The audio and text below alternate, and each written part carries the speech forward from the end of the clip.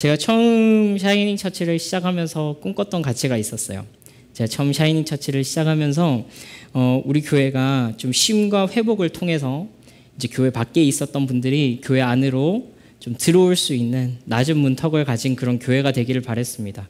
그래서 이제 사실 신학생 시절부터 어떤 교회를 개척할 것인가 이제 고민을 하면서 교회들의 면면을 이렇게 봤을 때 현대 교회에서 굉장히 부정적인 모습들을 사실 많이 처음에는 거기에 이제 좀 침착을 했던 것이 사실입니다. 실제로 좀 그런 부정적인 모습들이 많이 이제 보여지고 있죠.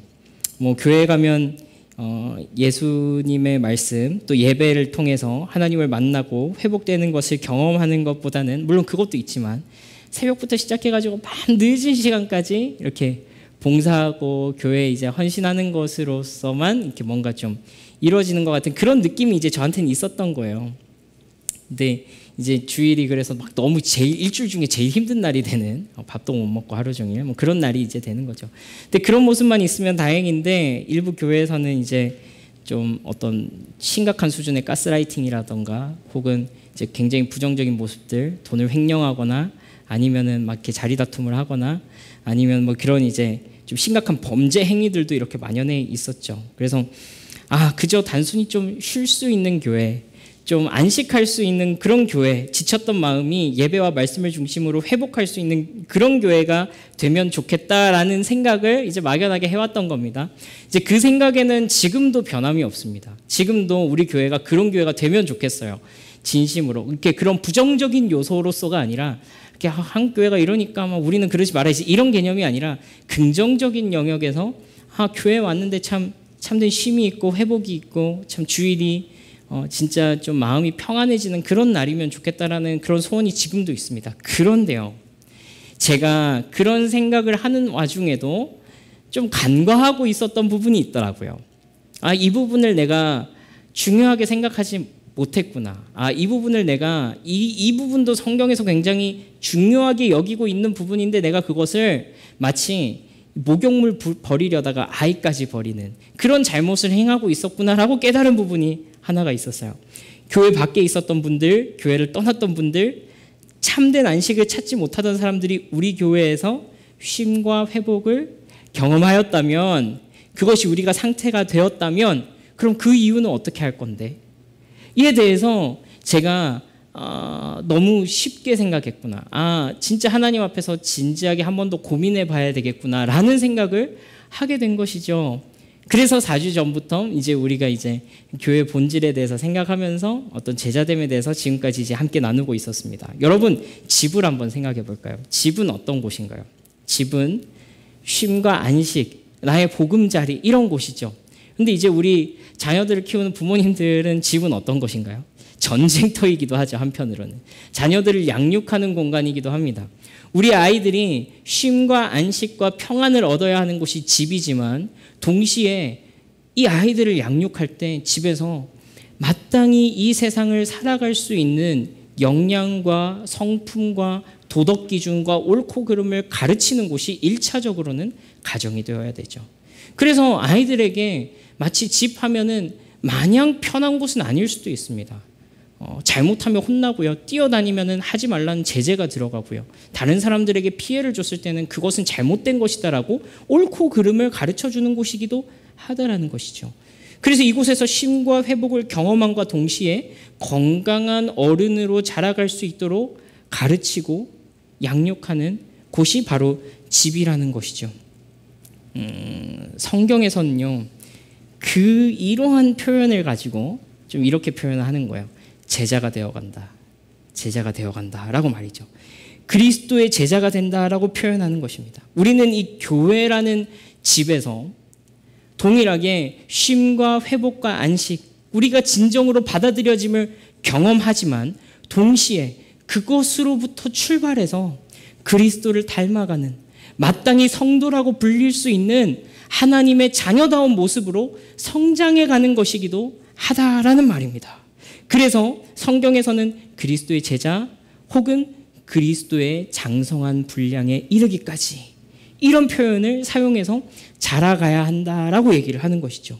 그래서 이제 우리가 이 4주 동안에 그리스도께서 우리를 제자로 부르셨다라고 하는 이 존재론적인 의미에 대해서 살펴봤습니다. 오늘 우리가 함께 살펴볼 말씀은요, 그래서 궁극적으로 우리가 그 부르심에 따라서 어떤 자리로 가게 되는가 하는 것을 여러분과 함께 좀 살펴보게 될 것입니다. 그래서 우리가 이제 지금 함께 살펴보는 것은요, 지금 당장 여러분들이 이런 모습을 만들어내라, 실천해내라, 실현시켜라 라고 하는 이야기라기보다는요, 우리 어릴 때도 꿈을 꾸잖아요. 내가 어떤 어른이 되어야지, 내가 장래에 커서 내 장래 희망은 이런 것이야 라고 꿈을 꾸잖아요. 그런 꿈을 꿀 수 있게 해주는 것이 또 부모님이잖아요. 그와 같이 오늘 여러분과 나누고 싶은 이야기가 그것입니다.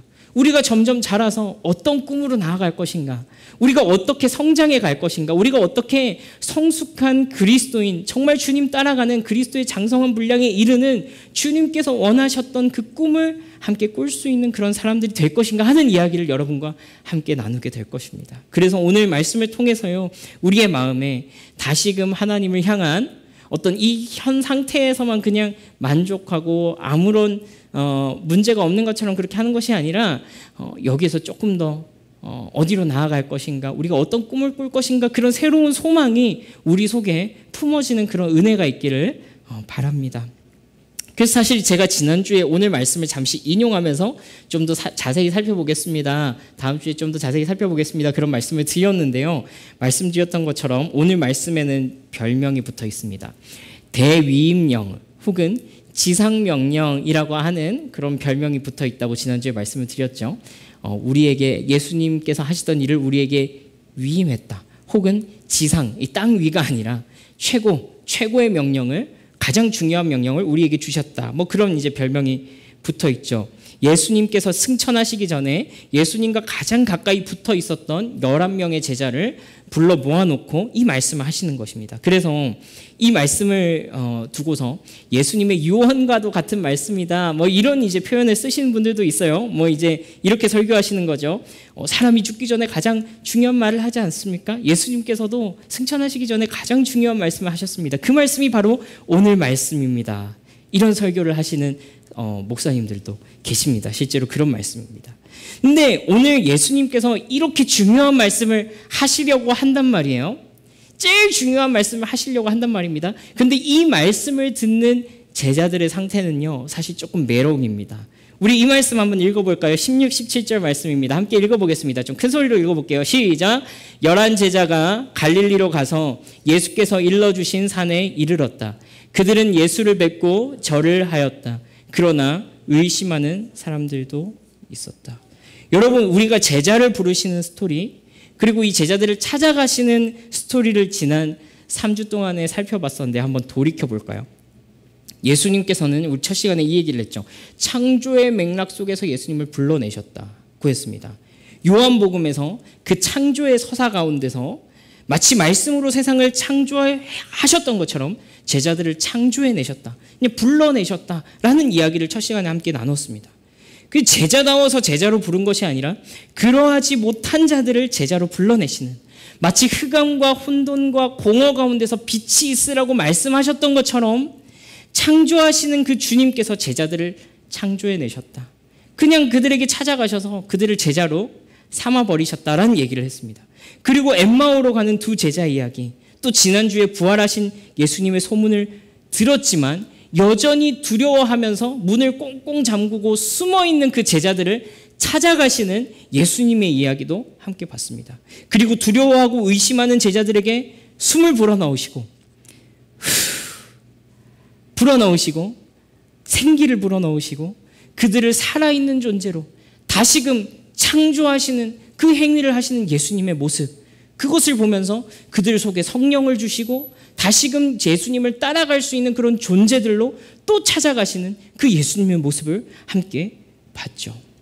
여러분, 이 정도면요, 이제 예수님을 조금 확실하게 따라갈 법도 하지 않습니까? 예수님께서 부활하신 그 육체로서 그들에게 나타나셔서 찔린 허리를 보여주시고요, 못자국 난 손을 보여주시고요, 그들에게 성령을 주시고요, 그들 가운데 끊임없이 격려와 사랑을 부어주셨습니다. 그런데 오늘 이 마지막 장이거든요. 마태복음의 마지막 장이거든요. 이제 이것을 끝으로 마태복음은 끝이 납니다. 근데 근데 여러분 끝까지 이렇게 표현하잖아요. 17절 말씀에 그러나 의심하는 사람들도 있었다. 이제 복음서 끝나가는데 이제 예수님 떠나가시는데 그 와중에도 부활하신 예수님을 두 눈으로 목격하고서도 아직도 의심하는 사람들이 있었다라는 것입니다. 여러분, 그래서요, 오늘 이 말씀은요, 믿음이 확실한 사람, 믿음이 굳건한 사람, 믿음이 흔들리지 않는 사람에게 주신 말씀이 아니란 말이에요. 완벽한 사람에게 예수님께서 이 중요한 말씀을 하시는 것이 아니라는 말입니다. 예전에는 믿음이 좋다고 여겨졌습니다. 한때는 예수님을 따라가겠다고 확신에 차서 그분을 따라 나섰던 경험이 있는 사람들이었습니다. 70인의 전도대와 함께 파송이 되어서 사탄이 하늘에서부터 땅으로 떨어지는 것을 목격했던 제자들도 있었습니다. 예수님께서 걷지 못하는 사람들, 보지 못하는 사람들, 말 못하는 사람들을 고치시는 그 기적을 눈앞으로 목격했습니다. 무엇보다도 부활하신 예수님을 만나고 감격해서 눈물을 흘렸던 제자들도 있었습니다. 그러나 아직도 의심이 그 마음 가운데 남아있는 불완전한 제자들입니다. 전에는 확신에 찼었지만 지금은 아닌 제자들이라고요. 여러분, 예전에는 그 좋았던 믿음으로 예수님을 따라 나섰고 확신에 찼던 그 경험, 마음이 뜨거워지고 혹은 영적인 체험을 했을 수도 있지만 지금 이 시점에서는 나 역시도 그 의심하는 사람들 중에 한 명일 수 있다는 말입니다. 근데 여러분, 예수님이 정말 한결같으시죠? 예수님 정말 한결같으십니다. 그 의심하는 제자들을요, 끝까지 이 사람들을 제자들로서 대해주십니다. 이들의 상태와 상관없이, 이들의 지금의 꼬라지에 상관없이 예수님께서는 이들을 제자로 부르신 그 부르심대로 대우해주고 계시다는 거예요. 예수님께서 이 제자들이 제자다워서 제자 취급해 주시는 것이 아니라 예수님께서 처음 이들을 창조의 그 음성으로 불러내셨기 때문에 지금도 여전히 이들을 창조해 가시는 그 손길 속에서 제자로서 대우해 주시는 그 은혜가 있다고요. 여러분, 마치 이것이 우리의 모습 같지 않습니까? 확신보다는 의심이, 꾸준함보다는 우리의 컨디션에 좌우되는, 말씀에 순종하기보다는 우리의 감정이 앞서는, 내 눈앞에 보이는 현실에 흔들리는, 이것이 우리의 모습이죠. 이미 하나님의 은혜를 받았음을 알고 있으면서도 또 때로는 우리가 깊이 감격하고 하나님 앞에 감사하면서도 여전히 흔들리고 있는, 휘청거리고 있는 우리의 모습을 자주 보게 됩니다. 여러분, 오늘 이 말씀은요, 또 여전히 그러한 우리에게 오셔서 다시 말씀하시는 그런 불가항력적인 하나님의 은혜이고 사랑이죠. 그 은혜 가운데서 우리를 이렇게 부르시는 것입니다. 우리 18절부터 20절 말씀 함께 한번 읽어보겠습니다. 시작. 예수께서 다가와서 그들에게 말씀하셨다. 나는 하늘과 땅의 모든 권세를 받았다. 그러므로 너희는 가서 모든 민족을 제자로 삼아서 아버지와 아들과 성령의 이름으로 세례를 주고 내가 너희에게 명령한 모든 것을 그들에게 가르쳐 지키게 하여라. 보아라, 내가 세상 끝날까지 항상 너희와 함께 있을. 여러분, 예수님께서 하나님께로부터 하늘과 땅의 모든 권세를 받으셨다라고 선언하십니다. 예수님의 죽으심과 부활하심이 바로 그 선언하시는 사건입니다. 하나님의 온 세상에 대한 회복의 계획이 예수님의 죽으심과 이 부활하시는 사건을 통해서 온 세상에 선포되었다 하는 것입니다. 이 예수님의 부활 사건이 바로 이 예수님께서 예수님의 신성과 또 창조주로서의 그 권능을 선포하신 그런 사건이라는 거죠. 19절 말씀에 그래서 이렇게 표현하는 것입니다. 그러므로 라는 단어로 시작하는 것을 볼 수 있습니다. 여러분, 그렇습니다. 의심하는 제자들이 이 명령의 근거가 아니라는 거예요. 지금도 여전히 주님과 동행하는 것처럼 보이는 그 삶을 살았지만, 여전히 그 은혜가 그 제자들 가운데 함께 하고 있지만, 여전히 그 마음 가운데 의심을 가지고 있는 그 제자들이 얼마나 제자다운가 하는 것이 이 명령을 받게 되는 근거가 아니라 하늘과 땅의 모든 권세를 위임받으신 예수 그리스도의 그 신성과 그 영광스러우심이 이 명령의 근거가 된다고요. 그러므로 예수님께서 하늘과 땅의 모든 권세를 받으셨기 때문에 그러므로 너희는 가서 모든 제자를 모든 민족을 제자로 삼아라고 하셨습니다. 너희는 가라, 그리고 제자를 삼아라. 이것이 가장 핵심적인 동사입니다. 예수님께서는요, 이 제자들을 다시금 보내십니다. 지난 시간에 우리가 함께 살펴본 것처럼 예수님께서 그들의 코에 숨을 불어넣으시고서는 아버지께서 나를 보내신 것처럼 나도 너희를 보내노라 말씀하셨죠.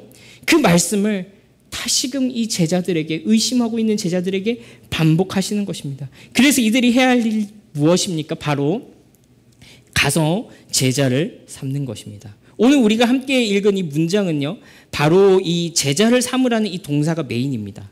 그리스어에서는요, 동사가 쭉 나열된다고 해서 동사에 다 같은 이 어떤 그레이드가 부여가 되는 게 아니고요, 주된 동사가 있고 여기에서 이제 딸려 있는 동사들이 있습니다. 하위 동사들이 있습니다. 근데 오늘 이 문장에서 이 핵심이 되는 동사가 무엇이냐면 바로 가라라는 동사와 제자를 삼아라라는 이 동사입니다. 가서 제자를 삼아라. 이것이 메인 키다라고 할 수 있습니다. 그러면 이 제자 삼으라는 말에 따라오는 동사들이 무엇인가? 제자를 삼는다는 것은 무엇을 의미하는가 하는 것이 오늘 성경에 계속해서 기록되어 있거든요. 오늘 이 말씀 좀 많이 읽어보겠습니다. 같이 한 번 더 읽습니다. 시작. 예수께서 다가와서 그들에게 말씀하셨다. 나는 하늘과 땅의 모든 권세를 받았다. 그러므로 너희는 가서 모든 민족을 제자로 삼아서 아버지와 아들과 성령의 이름으로 세례를 주고 내가 너희에게 명령한 모든 것을 그들에게 가르쳐 지키게 하여라. 보아라, 내가 세상 끝날까지 항상 너희와 함께 있을 것이다. 아버지와 아들과 성령의 이름으로 세례를 주라. 예수님께서 명령한 모든 것을 가르쳐라. 예수님께서 명령한 모든 것을 지키게 하라. 이 세 가지 동사가 가서 제자 삼으라 라는 이 동사에 딸려오는 하위 동사입니다. 그러니까 예수님이 이 제자들에게 하신 마지막 말씀은요, 바로 가서 제자를 삼으라는 것인데, 이것을 조금 더 구체적으로 표현을 하자면 세례를 주고 가르치고 지키게 하라라는 것입니다. 여러분, 세례를 주라는 것은 명확하죠. 복음 안으로 들어오도록 하게 하라는 것입니다. 예수님께서 당신들을 얼마나 사랑하시는지, 그분의 은혜와 긍휼과 사랑이 얼마나 크신지, 그리고 그분이 얼마나 필요한지 전하라는 것이죠. 그분의 은혜와 사랑 가운데로 초청하여서 들어오게 하라는 것이죠. 그분의 사랑 가운데로 부르라는 것이죠. 이것이 가서 세례를 주라라는 말씀입니다. 그리고 그것이 끝입니까? 여기서 구원받고 그냥 그게 끝이라는 것입니까? 아니라는 거예요. 그것이 시작이라는 겁니다. 가르치라는 것입니다. 하나님의 뜻이 무엇인지, 그분의 사랑이 무엇인지, 마치 엠마오로 가던 그 두 제자들에게 말씀으로 찾아가셔서 성경의 모든 구절이 예수 그리스도를 가리키고 있음을 가르치셨던 것처럼 너희 또한 그 예수 그리스도 안으로 들어온 자들에게 하나님의 뜻이 무엇인지 가르쳐라. 그리고 지키게 하는 것입니다. 다시금 그들도 제자가 되게 하여서 제자로 살아가게 하도록 하라라는 말씀입니다. 그러니까 제자들로 하여금 다시 너희가 스승이 되어서 그들로 하여금 가르치고 지키고 내가 너희에게 했던 것처럼 그와 같이 하라라는 말씀을 하시는 것입니다. 예수님이 그들에게 하셨던 것처럼 그들도 그와 같이 하는 것, 이것이 예수님께서 여전히 의심하는 제자들에게 마지막으로 하여 주신 말씀입니다. 여러분, 사실 이것이 교회의 비극입니다. 예수님께서 여전히 의심하는 이 제자들에게까지 명령을 하셨다는 것이 말입니다. 하나님, 왜 하필이면 접니까? 주님, 저는 여전히 흔들리고 두렵고 확신이 없는데 왜 저에게까지 제자됨을 요구를 하십니까? 주님, 부담스럽습니다. 좀 더 나은 사람, 좀 더 확신에 찬 사람, 좀 더 굳건한 사람이 아니라 왜 저 같은 사람을 주님께서 부르셨습니까? 라는 것이 비극이라는 거예요. 이런 탄식이 절로 나오죠. 아, 하나님, 나 같은 사람 가지고 뭘 하시겠나? 나 같은 사람으로 하나님이 무슨 선한 일을 하시겠나 하는 그런 생각이 듭니다. 근데 여러분, 그래서 교회의 영광이 사람에게 있지 않은 것입니다. 그래서 교회의 영광이 우리 자신의 어떠함에 달려있지 않은 것입니다. 우리가 완벽해서, 교회가 완벽해서 이 일을 감당할 수 있는 것이 아니란 말입니다. 우리 처음 나눴던 것처럼 우리의 결심이 대단하고 우리가 확신에 차 있고 우리가 흔들리지 않아서 예수님의 제자가 되는 것이, 또 예수님의 제자를 찾아가는 것이 아니라는 말이죠. 여러분, 우리 이 말씀을 다시 한 번 더 보면 좋겠는데요. 우리 18절, 19절, 20절 말씀, 우리 큰 소리로 우리 한 번 더 좀 읽어보면 좋겠습니다. 우리 앞에 말씀을 생각하면서 한번 읽어봅니다. 시작. 예수께서 다가와서 그들에게 말씀하셨다. 나는 하늘과 땅의 모든 권세를 받았다. 그러므로 너희는 가서 모든 민족을 제자로 삼아서 아버지와 아들과 성령으로 세례를 주고 내가 너희에게 명령한 모든 것을 그들에게 가르쳐 지키게 하여라. 보아라, 내가 세상 끝날까지 항상 너희와 함께 있을 것이다. 보아라, 내가 세상 끝날까지 항상 너희와 함께 있을 것이다. 바로 이 말씀에 교회의 영광이 있는 것입니다. 이 약속 위에 교회의 영광이 있는 거라고요. 여전히 부족하고 여전히 흔들리고 여전히 의심하지만 그럼에도 불구하고 세상 끝날까지 함께 하시는 그 예수님 덕분에 여전히 제자로 살아갈 수 있는 것. 주님께서 우리와 함께하고 계시기 때문에 다른 이들에게 제자됨으로 초청할 수 있는 것. 여러분, 저는 여러분이 제자로 살아가는 이 인생 여정 동안에 우리 교회가, 저와 여러분들이 이 은혜를 경험해 가면 좋겠습니다. 오히려 저는 이런 사람들이 더 불안하다고 생각해요. 나 좀 괜찮다고 여기는 사람, 나 좀 쓸만하다고 여기는 사람, 나 정도면 좀 자신 있다고 생각하는 사람, 바라기나 하나님께서 그 가운데서 은혜를 보여주시길 간절히 바랍니다. 우리의 어떠한 모습으로서 하나님께서 우리에게 영광을 부여하시는 것이 아니라 주님께서 함께 하심으로써 그 영광을 드러내시는 그런 은혜가 우리 가운데서 발견될 수 있기를 바랍니다. 여전히 부족하고 흔들리고 확신이 없는 우리의 삶을 사용하셔서 예수님의 제자의 길을 걸어가게 하시고 또 다른 이들로 하여금 그리스도를 따라가는 사람으로 만들어가는 그 은혜를 붙들 수 있기를, 볼 수 있기를 바랍니다. 저는 우리 교회를 사용하셔서 하나님이 우리를 이렇게 제자의 길로 인도해내시는 그 은혜를 우리가 함께 좀 목격하는 그런 은혜가 있기를 정말 간절히 바랍니다. 여러분, 오늘 말씀은요, 이 여전히 의심하는 제자들을 또 찾아가셔서 포기하지 않으시고 그들에게 사명을 주시는 예수님, 그리고 그 세상 끝날까지 그들과 함께 하겠다고 약속하시는 그 예수님의 약속, 그 한가운데 품어져 있는 명령입니다. 의심하고 있는 제자들에게 찾아가시고요, 또 세상 끝날까지 함께 하시겠다고 약속하시고요, 그 한가운데 너희는 가서 모든 민족으로 제자를 삼아 아버지와 아들과 성령의 이름으로 세례를 주고 내가 너희에게 명령한 모든 것을 가르쳐 지키게 하라는 이 말씀이 품어져 있다고요. 그림이 그려지시나요? 그런 말씀이라고요. 마치 부모가 자녀를 양육하듯이 그가 건강한 성인으로 자라갈 수 있도록 함께 격려하고 응원하고 때로는 훈계와 지도로 함께하는 것처럼 자녀들을 늘 지켜보고 그들을 사랑하고 함께하며 건강한 어른이 되는 그 자리에 갈 수 있도록 애쓰듯이, 사실 그것과는 비교도 되지 않게 완벽하게 우리를 그 명령 한가운데서 사랑으로 품어내고 계시는 그 하나님의 은혜가 이 말씀 가운데 드러난다라는 것입니다. 여러분, 우리 이 자리에는 없었지만, 이 11명의 제자들의 자리에는 없었지만 이후에 부활하신 예수님을 만나서 사도가 되었던 사도 바울이 예수님의 제자로 살아가게 된 이야기를 마지막으로 한번 좀 살펴보면 좋겠는데요. 우리 이 말씀을 한번 저와 여러분이 번갈아 가면서 읽으면 좋겠습니다. 제가 먼저 한번 읽어볼게요. 나를 능하게 하신 그리스도 예수 우리 주께 내가 감사함은 나를 충성되이 여겨 내게 직분을 맡기심이니 비방자요 박해자요 폭행자였으나 도리어 긍휼을 입은 것은 내가 믿지 아니할 때에 알지 못하고 행하였습니다. 우리 주의 은혜가 그리스도 예수 안에 있는 믿음과 사랑과 함께 넘치도록 풍성하였도다. 미쁘다 모든 사람이 받을 만한 이 말이여, 그리스도 예수께서 죄인을 구원하시려고 세상에 임하셨다 하였도다. 죄인 중에 내가 괴순이라. 그러나 내가 긍휼을 입은 까닭은 예수 그리스도께서 내게 먼저 일체 오래 참으심을 보이사 후에 주를 믿어 영생을 얻는 자들에게 본이 되게 하려 하심이라. 영원하신 왕 곧 썩지 아니하고 보이지 아니하고 홀로 하나이신 하나님께 존귀와 영광이 영원 무궁하도록 있을지어다. 아멘. 여러분, 이것이 사도 바울의 고백입니다.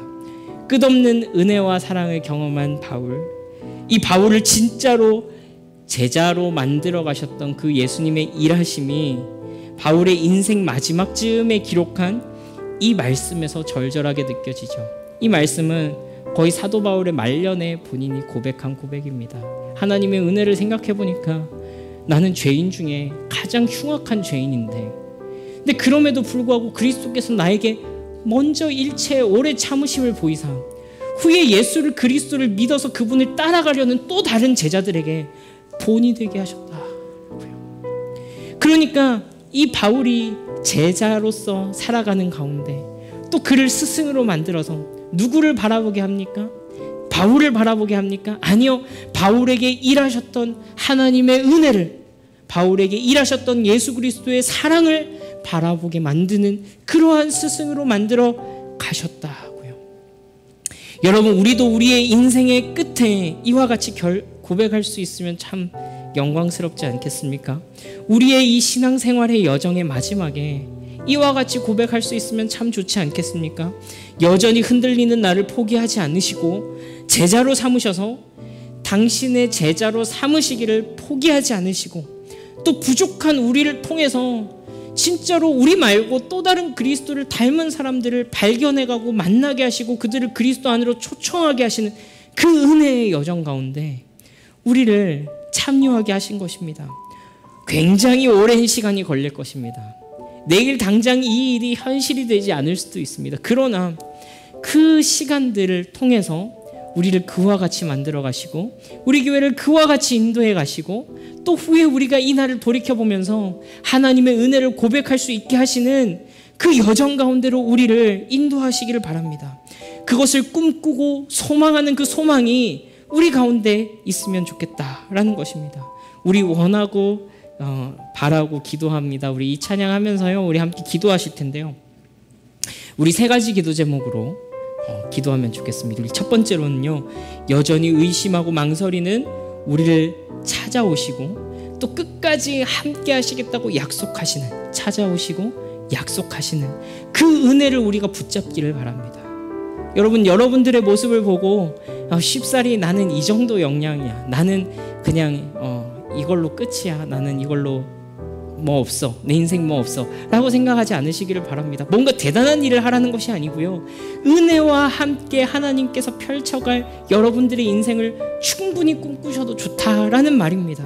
하나님께서 그 은혜를 여러분들 가운데 붙잡게 하시기를 바랍니다. 그리고 두 번째로는요, 부족하지만 주님, 그래서 그런 우리를 통해서 주님의 제자답게 살아가게 하시는 것, 그리스도 밖에 있던 그 사람들이 예수 그리스도의 이름으로 또 성령의 이름으로 아버지의 이름으로 세례를 받고 그가 하나님의 말씀을 배우고 또 그가 또 하나님의 말씀을 지키면서 살아가는 그러한 은혜가 있기를, 우리를 통해서 그 일을 하시기를 기대합니다. 그렇게 기도하시고요.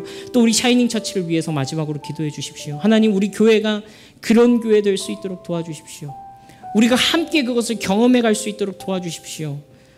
우리 눈에 보이는 것으로, 우리의 손가락에 세워지는 것으로 판단하지 않게 하시고 주님께서 주시는 소망과 꿈을 가지고 나아갈 수 있는 교회 될 수 있도록 도와주십시오. 우리 이 세 가지 기도 제목 가지고 찬양 후에 함께 기도하겠습니다.